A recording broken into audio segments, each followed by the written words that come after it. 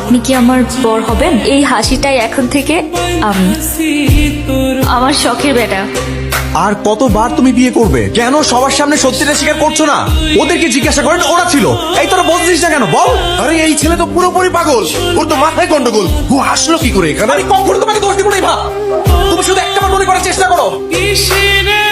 কে কে homework আনে নাই সুন্দরভাবে হাত তোলো। বলেছিলাম না ম্যাডাম জানতে পারলে তোকে মারতে মারতে মেরেই ফেলবে। আমি কি তোমাদের কখনো মারি? একদিন মারলে বিচ্চুর মতো দুষ্টু ছেলেরা সোজা হয়ে যাবে। এই তুই চুপ থাক, নয় কিন্তু আবার মার খাবি, তারপর কাঁদতে কাঁদতে বাড়ি যাবি। সুহাসিনী, তোমায় প্রথম দেখেছিলাম এক রোদ্দুর সকালে। কিছু গান প্রথম শোনাতেই যেমন হৃদয়ে গেঁথে যায়, তোমাকে দেখাটাও ছিল ঠিক তেমনই। ওমা, এটা তো আমার বডি। তাহলে আমি কে? আপনি এখানে? তাহলে আইসিইউতে? আপনি যেভাবে অবাক হচ্ছেন আমিও ঠিক একইভাবে অবাক হচ্ছি, কিন্তু আমি আপনার থেকে 3 গুণ বেশি অবাক হচ্ছি এটা ভেবেছে আমি তো এখন কোমায় আছি। আপনি আমার আত্মাকে কিভাবে দেখছেন?